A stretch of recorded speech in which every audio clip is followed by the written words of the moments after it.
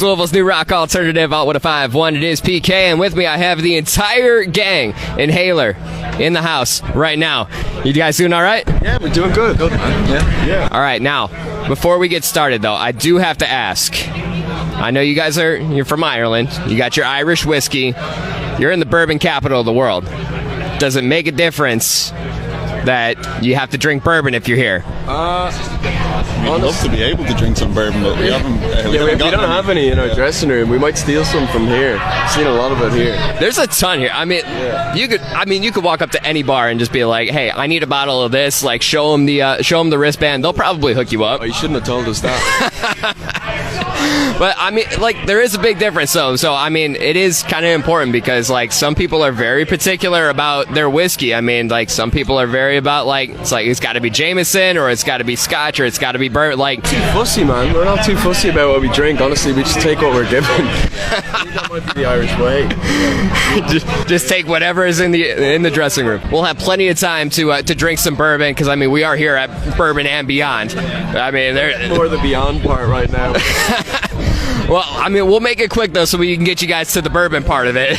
I mean, maybe not too much because you still got to play, but you know, let's talk about the music and everything. So, you know, I mean, you guys have been doing this for a long time, and you know, it was a long stretch before you guys actually put out your first album.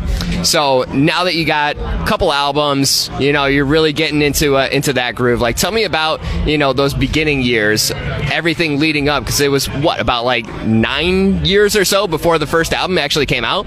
Yeah, but I mean, you know, that's going back to when we were like 13. True. Like, you know, just playing like, I don't know, Motorhead covers and Nirvana covers. Josh wasn't even in the band yet, so I mean, it doesn't.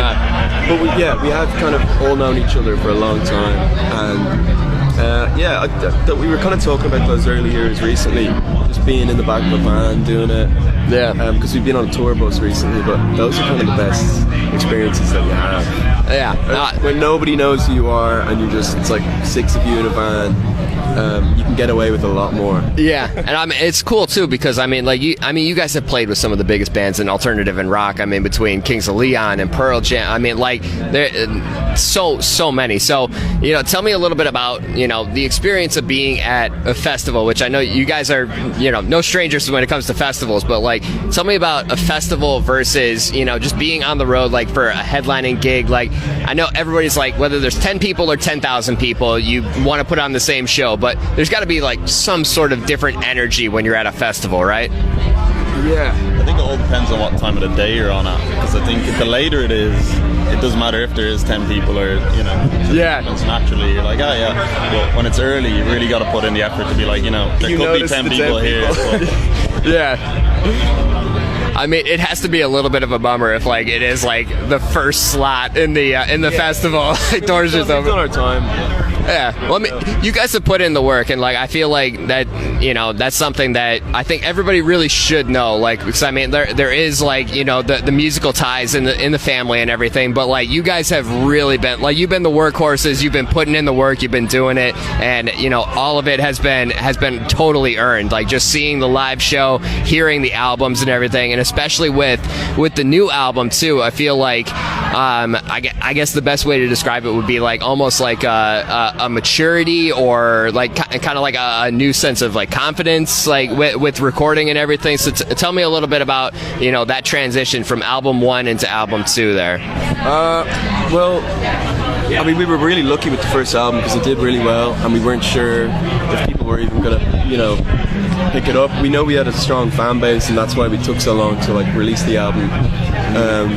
But I think the second album we wanted to kind of just like not do like a whole new thing, but continue what we've been doing, but just streamline it a bit sonically. And we kind of knew we'd been in the studio once before, so we knew what we were doing a little bit more. Yeah. And I think when you're in that position, you're doing your first album, like we'd never been in a studio before recording anything, so like we were a little bit like wide-eyed and just, you know, second time around you get to kind of rein it in a bit, and we really love that. Yeah, just a little more like comfortable with everything that you're doing. And I think that comes across in the music. It feels definitely a bit more laid back. Yeah, which is not how we felt. We were definitely more stressed, but the music feels a little bit more laid back and a little bit more us. You know. Yeah. Definitely. So I do want to ask, and I know this is one of my favorite questions to ask any band. And you know, a festival's a little bit different because you only have like kind of a constricted time frame. But you know, when you look at headlining show, you're putting together your set list. There's staples that are in there. There's new songs that are in there. What's one song that just barely misses the cut every time? You wish that you could put it into the set list, but it never makes the cut. You know what? It's a thinker, I know. There's a we were listening to the other day. It's a B-side kind of. It was like B-side to a single we put out years ago. I think it was On Its Face, yeah, which is now one of our biggest tunes that we have to play every time, but we still love it. But it's a song called There's No Other Place, and it's like 7 minutes long. And it's a bit of our Pink Floyd influence coming out, and it was like one of the first things we recorded in the studio, not worrying about like a single, not worrying about having to like make things short for radio. No offense. I mean, that's fine. I get it. But it was, you know, it was just us being completely ourselves, and we'd love to play that one, but I think we'd probably be 7 minutes. It's 7 minutes. Like it's tough. I mean, if you're playing with like Metallica or something, like you might be able to get away with that. Yeah, exactly. I love it. Well, I appreciate the time, guys, and you know, have a good set for Bourbon and Beyond here, and definitely find some bourbon. Like try a few, maybe after the set. Like then you can hit that big bourbon bar and just go down the line, try them all. I love it. Well, thank you so much for taking the time, guys. I really appreciate it.